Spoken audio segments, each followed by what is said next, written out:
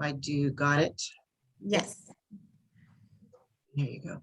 Okay, good morning and welcome to the Master Gardener program on composting. Thank you for joining us. My name is Nancy Hawkins and I have been a Master Gardener since 2010. I'm going to share some information about composting with you today. Right now on Zoom, you have all been muted and I will be glad to take questions at the end. So make sure you type your questions into your chat box. When I'm all through today, we'll go over those questions and we'll be able to answer them and talk with you if we need to. Okay, so again, my name is Nancy Hawkins. I have been a Master Gardener since 2010. Master Gardeners in Tulare and Kings County have a variety of interests. And so some of us are interested in roses, some in fruit trees, some in yard trees, some in lawns. We all pick our specialty. I became very, very interested in sustainable landscaping since the very beginning. And sustainable landscaping means always you're going to put the right plant in the right spot. You're going to pick the right plant to make sure that you use it correctly. Also, part of sustainable landscaping is you're going to take out quite a bit of your lawn. So lawn requires a lot of water. It requires a lot of maintenance. And so sustainable landscaping involves removing some lawn, as well as monitoring your irrigation. And of course, we're in such a drought situation right now that monitoring irrigation is really important. And of course, drip irrigation or misters are a very good alternative to big sprinkler irrigation. Also, part of sustainable landscaping means that you are going to reduce the use of chemicals, pesticides, herbicides, fertilizers. So composting is one great way to do that. And also then our last big part of sustainable landscaping is composting and mulching.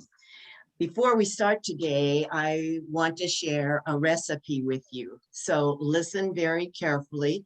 This is from a book called Compost Stew. So it's a very interesting recipe. This is a fun book to share with first, second, third graders. Environmental chefs, here's a recipe for you to fix from scratch to mix a batch of compost stew. Can you see the little girl there? Here's what you need: apple cores, bananas bruised, coffee grounds with filters, dirt clods, eggshells crushed, and fruit. There's only 5 participants. I'm one of them. Grass clippings, hair snippings. She's showing a video, like. And it's a book. And an insect or two. Just add to the pot and let it all rot for compost stew. I think you've got the idea. It goes through the alphabet. I just want to skip to the end and share with you the ending. W is for wiggly worms. X is for Christmas tree needles. Y is for yellow pine shavings. Can you see that? Hard to do this. And zinnia heads from flower beds whose blooming days are through. Just add to the pot. And what have you got? Compost stew. Moisten, toss lightly, cover, and let brew. And when the cooking is complete, Mother Earth will have a treat, dark and crumbly, rich and sweet. Now open the pot, and what have you got?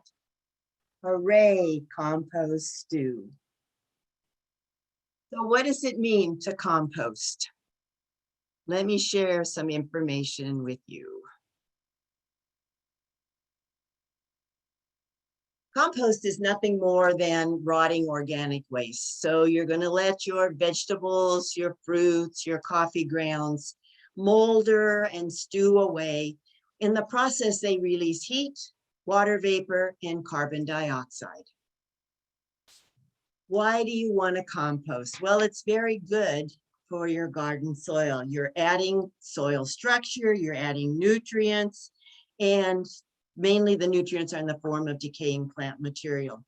But most of all, it's good for the environment. So you're using less water, you're using less fertilizers, you're adding beneficial organisms to the soil, and most of all, you're reducing the amount of waste that you're sending to landfills. So composting takes a very small part of your yard, but has big effects on the environment.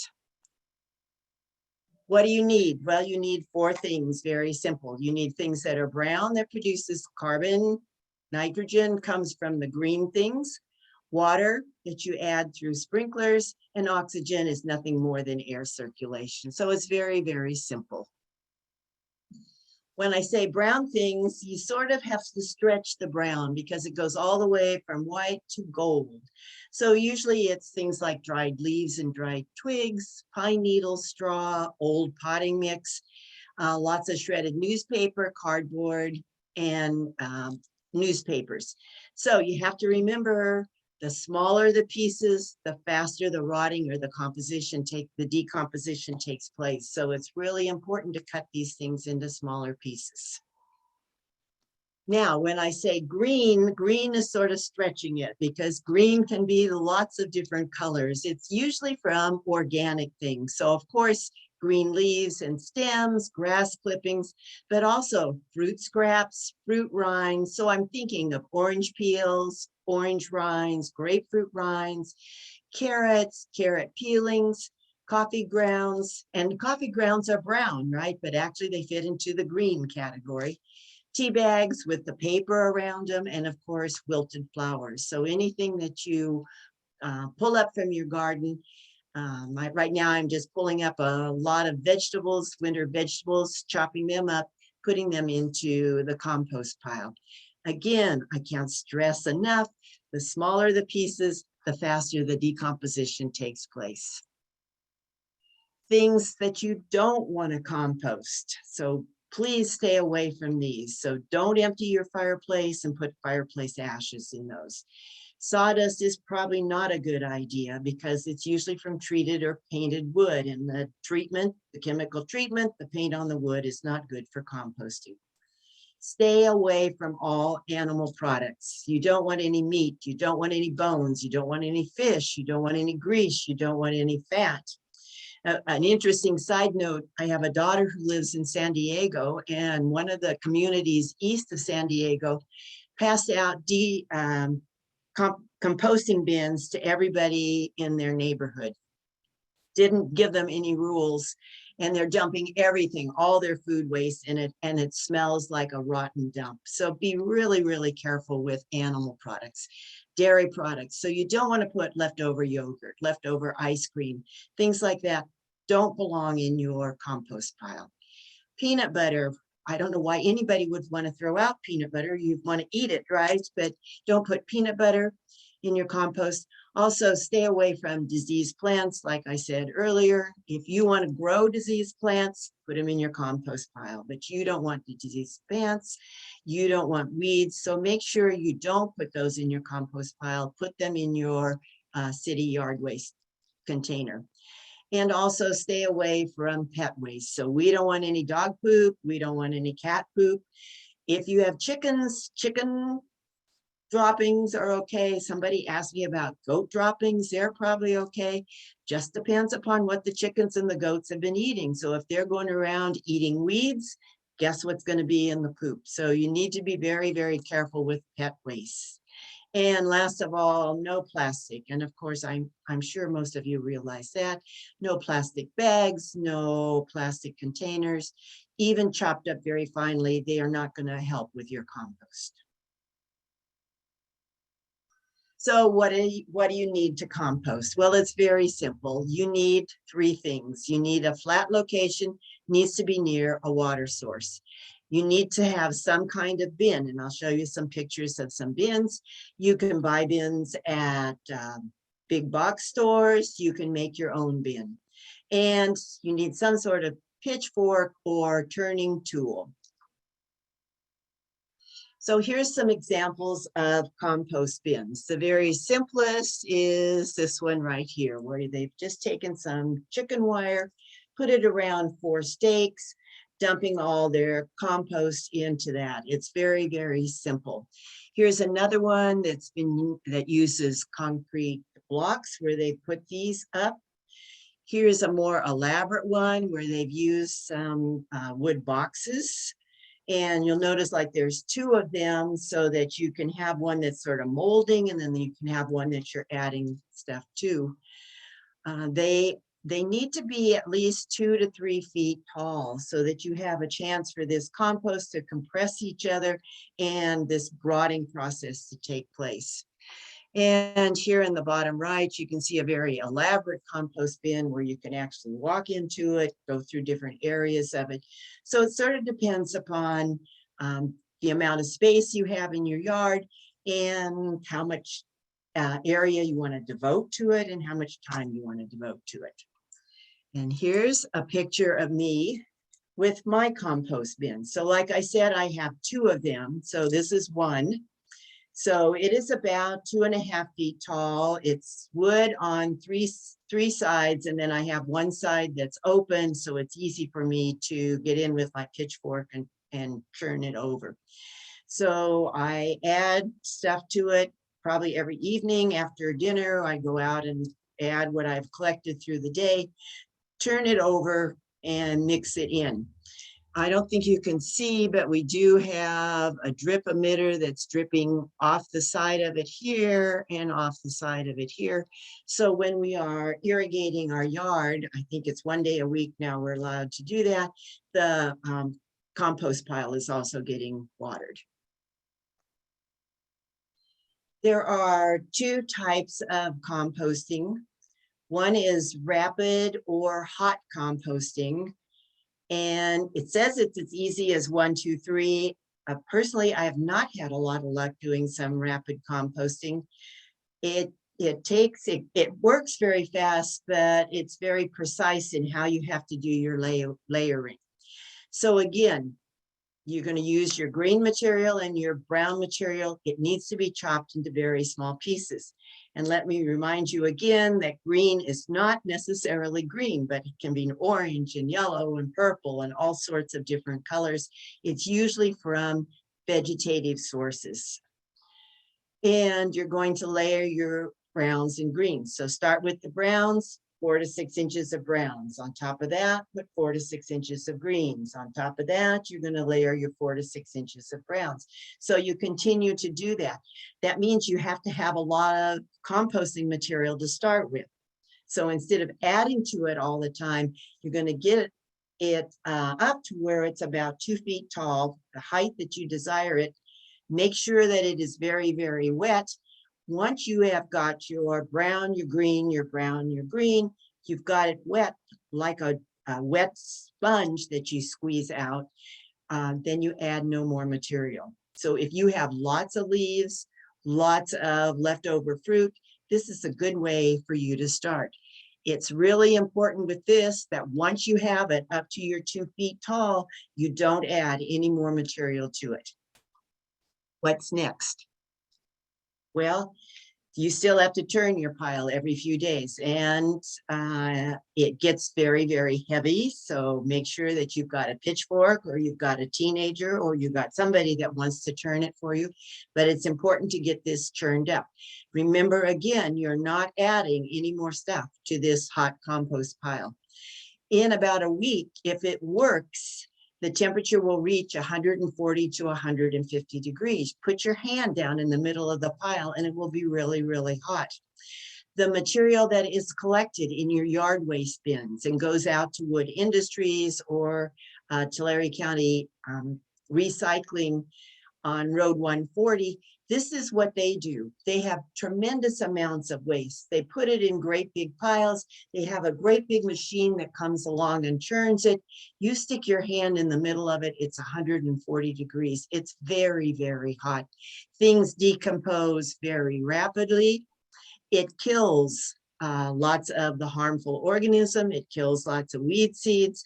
So it's very good on big locations. It's very hard to get to do in your backyard. The good news about it is that after about 6 weeks of this, your compost is ready to use. Now, what I do is slow or cold composting. I tried hot composting. I didn't have enough stuff to start with to make my big pile. It did work for a little bit where I put my hand in it. I hadn't touched it. I hadn't added anything to it for a couple weeks and it got really hot. This was also in the middle of the summer. It got really hot inside. And then the next time I checked it, the temperature had gone way down. So not a very good advocate of hot composting. So again, with cold composting, you're going to layer the greens and the browns in the same manner. So this works really well if you are putting things in it every day. So at the end of the day, all my carrot peelings, my apple cores, my lettuce that I'm not using, I go out there, put in my compost, add some dry leaves that I have saved from last fall, mix it all together. Again, cut the bigger pieces into smaller ones, and it takes a lot of water. So composting takes water. Make sure that it is kept wet. And this takes a lot longer, 12 to 18 months. So usually after a year at my house, it's ready to use. That's why I have the 2 bins. So one bin I am adding to continuously, going out, churning it every other day. And once it reaches, so it looks like almost everything is decayed in it, then I let it sit. And I go to my other bin and I start adding more and more to it. After 2 or 3 more months, the first bin is ready to use. I'm using it right now, taking it out, mixing it with where I'm going to plant my tomatoes and my peppers for summer, and it's ready to go. But again, it takes that time. The good news is you can continuously add to it at a home situation. So it works good for homes. How will you know when the compost is done? Well, the compost will be dark brown and it will be crumbly with an earthly scent. So I went out this morning and from my old box, I'm in my house. I don't want to spill it on my floor, but my compost, can you see this right now? It's, oh, which way do I go? There you go. You can see that it's nice and wet and moist and crumbly. It's got some earthworms in it, and I want to make sure I don't dump it on my carpet here. So it will be dark brown, crumbly, and it smells like the earth. It will not smell like decaying, rotting food. So then you know that it's ready. You can wheelbarrow it out and use it wherever you need. Okay, I think, what do you do with compost now that I've got this bag full of it to use, or this bin full of it to use? Well, first of all, it works as a great soil amendment. So a soil amendment means you're going to add it to the soil. You need to be very, very careful. Don't use it just as itself, because it's very high in nitrogen. It would be very harmful to the plants if you put it in a hole, put your plant in it without any other plant around it. So you want to use it as a soil amendment. So dig a hole for your plant, mix the compost with the soil that came out of the hole, usually about 20% compost, 80% soil. So mix it together, put it back in. So there you've got your fertilizer for your new plant. Make sure you don't use it just straight. In containers, the same thing. If you've got potting soil, you can add compost to your potting soil. So it's great for planting trees and shrubs. Make sure you mix it with the soil that's there. You don't want to use it just straight. And last of all, it's a great mulch. So you can put it over the top of your soil. It's a great way to prevent weeds from growing, and it also helps conserve water. So any kind of mulch will help with the soil. And I think that's it. Keep calm and compost on. I'll take questions in just a couple minutes. I wanted to share with you a couple projects that I do with kids.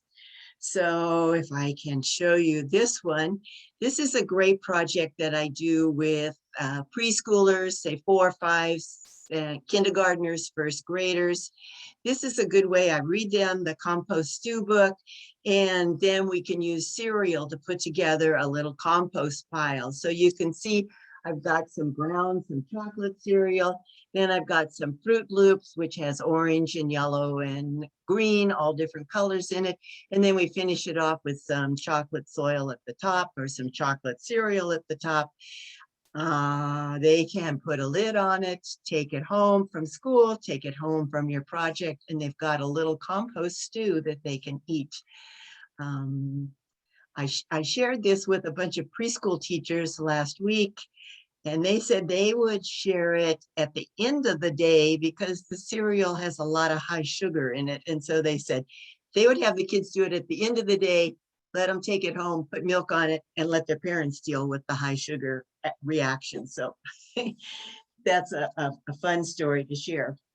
For older kids, and I used to teach high school biology, and on my ecology unit, this is what I would do with them. So we would start out with a 2-liter plastic bottle.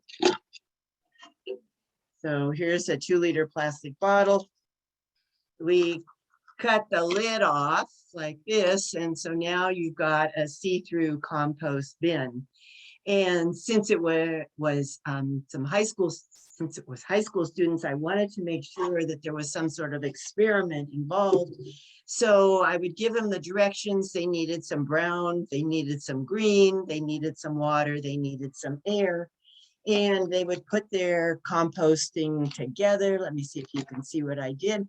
So I've got some brown leaves at the bottom, some lettuce and some orange peels, and some green leaves up there. They brought in their own trash to see what they could compost, and then it was up to them what they wanted to do with it. Could they add water to it? They could leave it opened or closed. They could shake it up to see what would happen. And so we were providing a little bit of an experiment to see what would go on. So those are a couple fun ideas that you can do with kids to get them started with the idea of composting. So I think I'm done. Okay, Leah, are there some questions I can answer? Not yet, but I have question. Okay. Okay, example, if I decided start composting, and if I will use it, what I told you that. Oh, the bin. Yes, I was going to say something about. Does it mean like my compost will be ready like in year?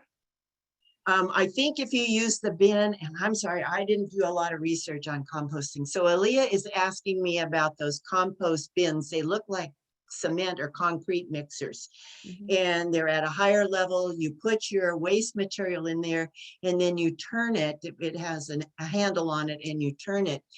I would think, Aaliyah, that would probably be ready in like 6 weeks, 6 to 8 weeks. Okay.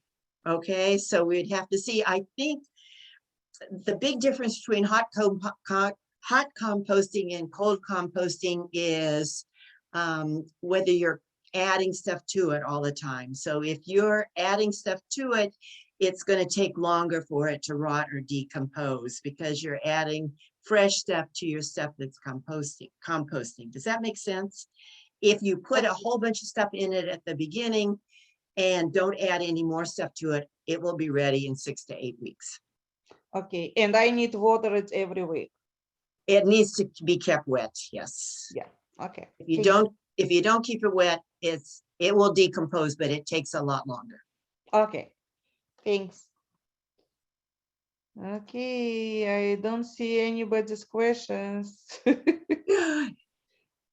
People, okay, if you have questions, put it in the chat, or if you have ability to unmute yourself, please do it and ask questions. No questions?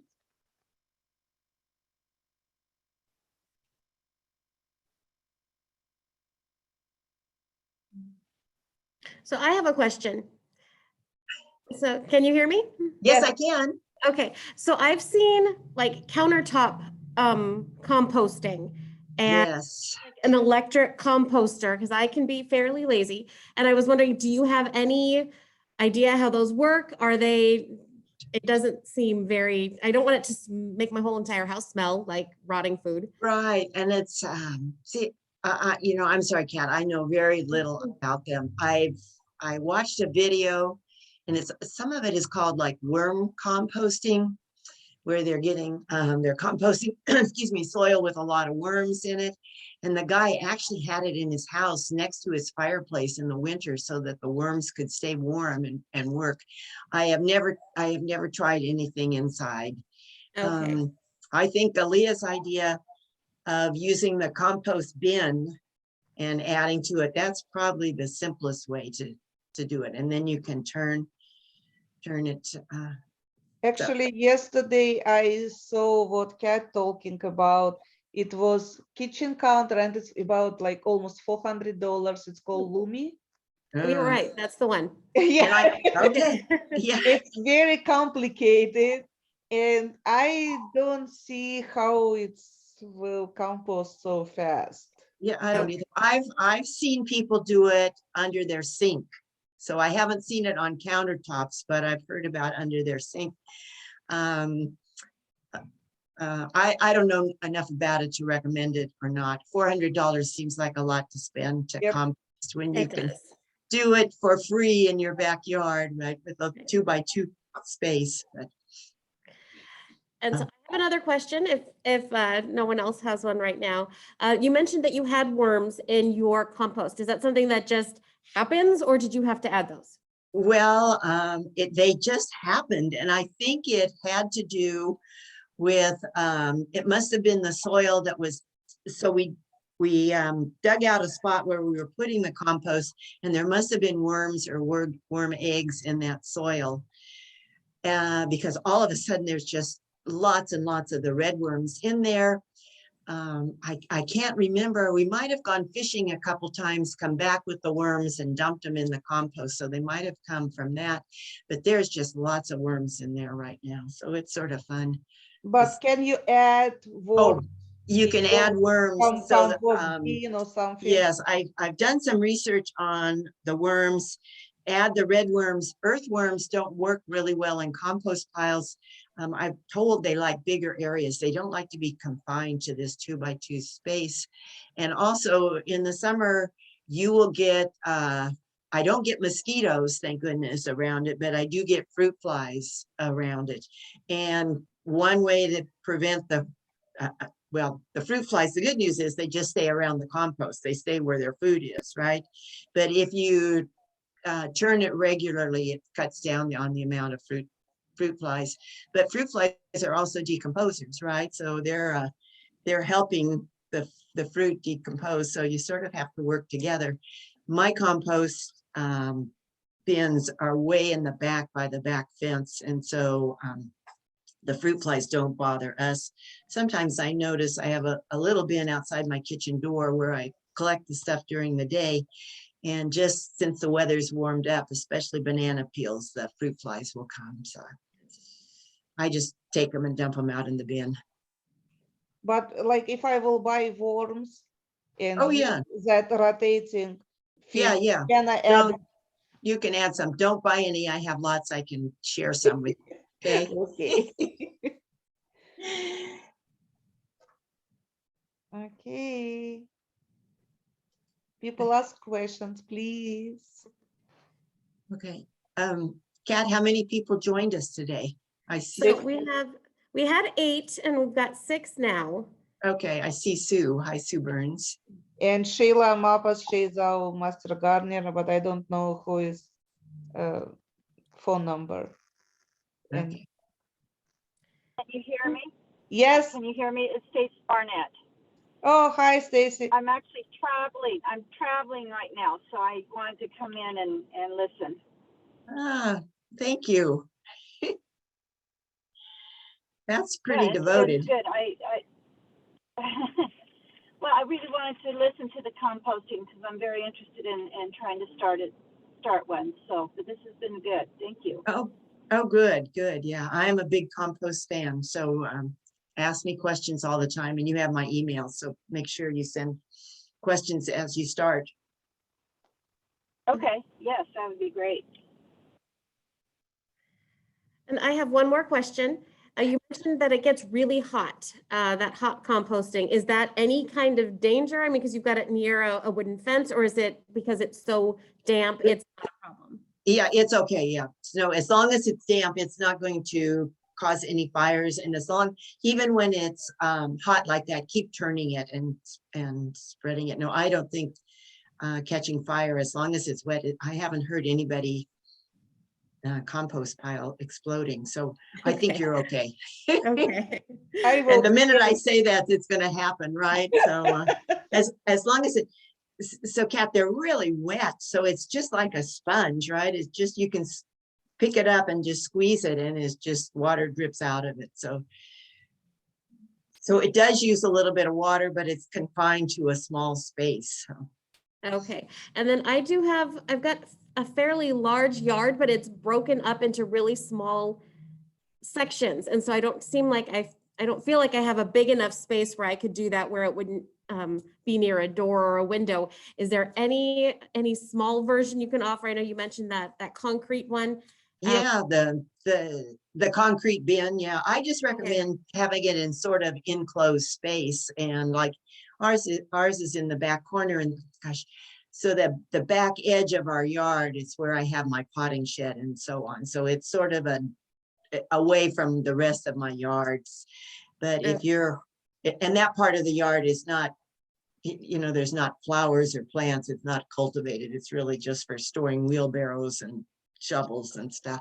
Okay. So if you don't have that part, you're going to have to look hard. I like that the picture of the compost bin with the chicken wire right there in the middle of their yard.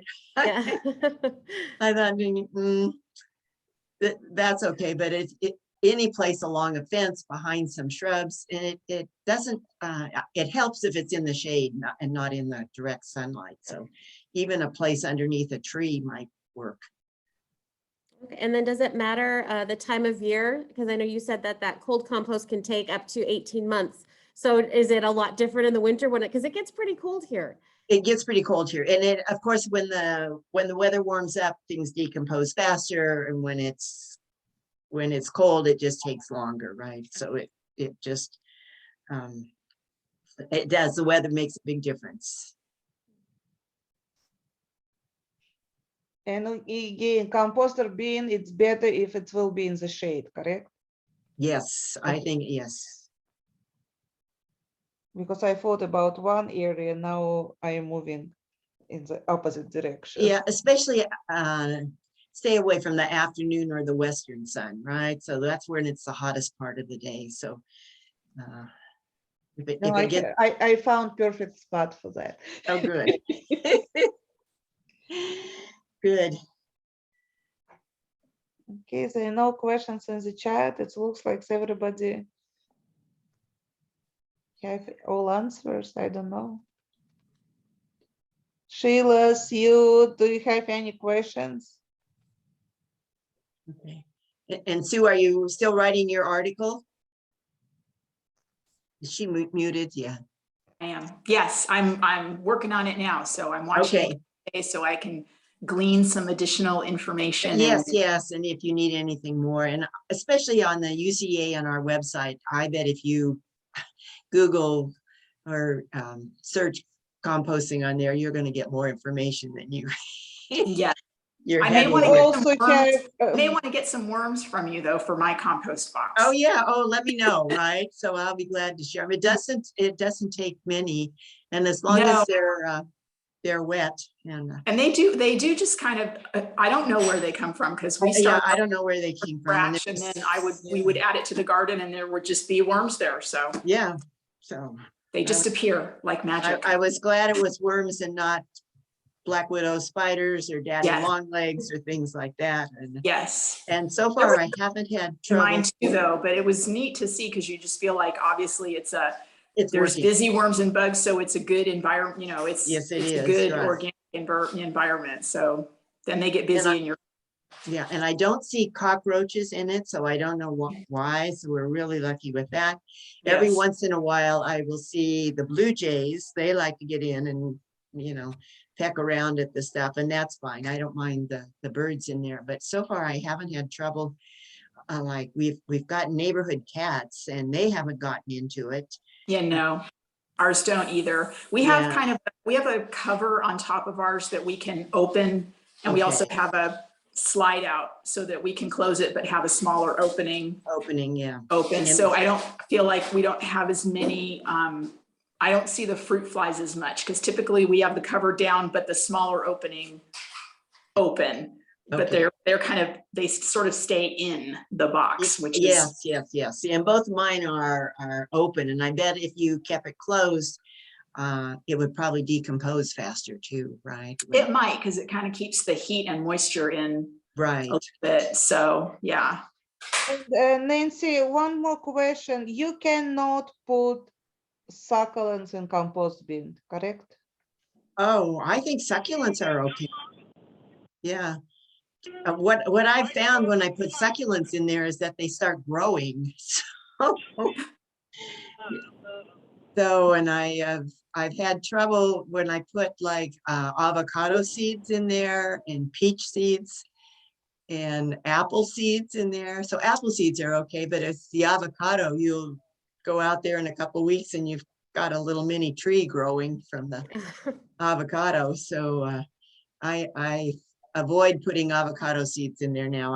I put them in the yard waste for Yeah. the seed to take. Because I don't know, I cannot recall on what part of like one of our lecture it was told that you cannot compost succulents. I just, Oh, I don't know. So it's, yeah, okay. succulents do that. Also, I don't, and Sue help me, I don't put any twigs or branches in there. So it Yeah, I just- don't think we put that in our yard waste. We don't Yeah, put, so unless they're really, really tiny, so I'm trimming some bushes today and I'll probably chop them up and put them in there. But I noticed at Hurley School where we have that demo garden, and we have those 3 compost bins there, and they were taking twigs from the fruit tree we had pruned, cutting them up into about 6-inch lengths and putting them in the compost, and they don't compost at all. That just, they're too big. yeah. Okay, I have another question. So it seems like this is something that takes a lot of like commitment. You need to go out and turn it and everything. So if you're someone who travels and you're going to be gone for a few weeks, do you need someone to come by and pitch? Oh, no. Okay, As long as you're not adding anything to it, it's perfect. it is. So- Okay. Oh, yeah. So we travel for 2 and 3 weeks at a time. The big thing is to make sure it's still getting a little bit of water. You don't want it to dry out. Okay.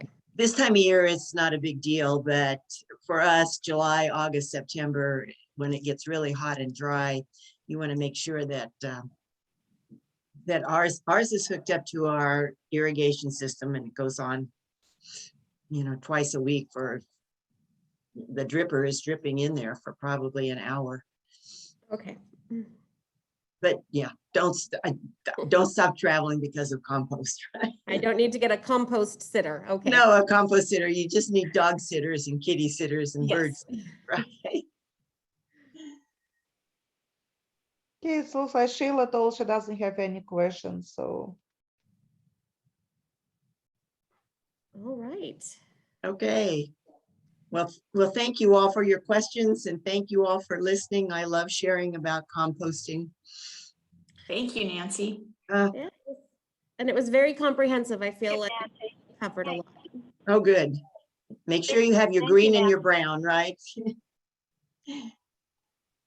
All right, and for anyone who joined us a little later, there is a recording of this, and you can find that at Tulare Public Library YouTube page.